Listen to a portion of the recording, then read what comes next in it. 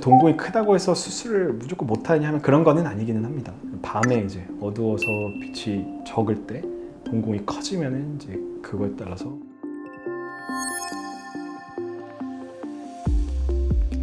안녕하세요. 저는 강남 좋은 눈 안과의 김준식입니다.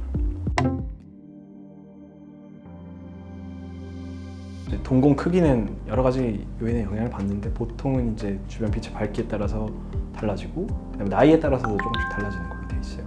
일반적으로 나이가 많아질수록 동공이 좀 작아지는 걸로 되어 있고요. 시력 교정술에서 중요한 거는 이제 야간 동공 크기가 되겠습니다. 주간보다는 밤에 이제 어두워서 빛이 적을 때 동공이 커지면은 이제 그거에 따라서 밑번짐 같은 광학 현상이 더 이제 쉽게 나타나기 때문에 야간 동공 크기가 중요한데요. 이제 시력 교정술을 보통 받을 정도의 나이 한 20대에서 30대 정도의 야간 동공 크기를 보면 보통 한 6에서 6.5mm 정도, 이 정도가 이제 평균으로 돼 있고요. 그러면 8mm 이상 이렇게 되면은 이제 꽤 큰 동공이라고 할 수 있겠고, 반대로 5.5mm 이하 정도가 되면 비교적 작은 동공이라고 할 수 있겠습니다.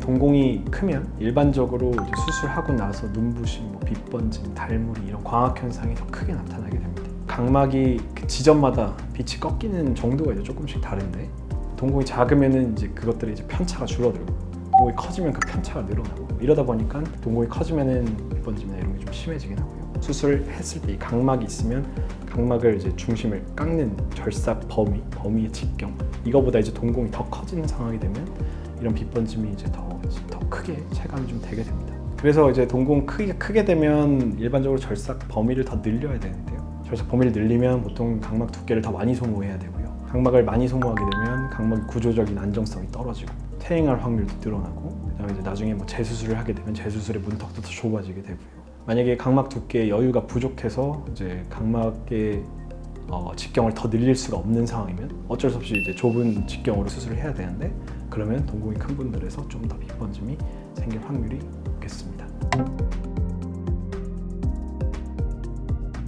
동공이 크다고 해서 수술을 무조건 못하냐 하면 그런 거는 아니기는 합니다. 빛번짐을 유발하는 요인 중에 동공 크기 말고도 교정의 정확도라든지, 아니면 이제 잔여 난시 양이라든지, 아니면 시축 정렬이라든지 뭐 이런 것도 여러 가지가 영향을 미치기 때문에 동공이 클 때는 먼저 정밀 검사를 해서 내가 이제 수술하고 났을 때 빛번짐이 얼마나 생길 건지를 이제 대략 예측을 좀 해보고 예상을 해보고, 동공이 커서 이제 문제가 될 것 같을 때는 보완할 수 있는 다른 부분을 찾아서 이제 해결을 하면 되겠는데요. 그래서 이런 경우에 스마일 프로 같은 최신 장비들은 이런 난시축을 자동으로 정교하게 교정을 해주고, 그다음에 시축 중심을 검사를 해서 수술중에 확인할 수 있도록 실시간으로 이제 보정을 해주기 때문에 동공 크기 이외에 잔여 난시라든지 뭐 시축 정렬이 안 맞는다든지 이런 것들을 최신 장비의 도움을 최대한 받아서 수술을 하는 것이 수술 후에 불편감을 최소화할 수 있는 좋은 방법이라 할 수 있겠습니다.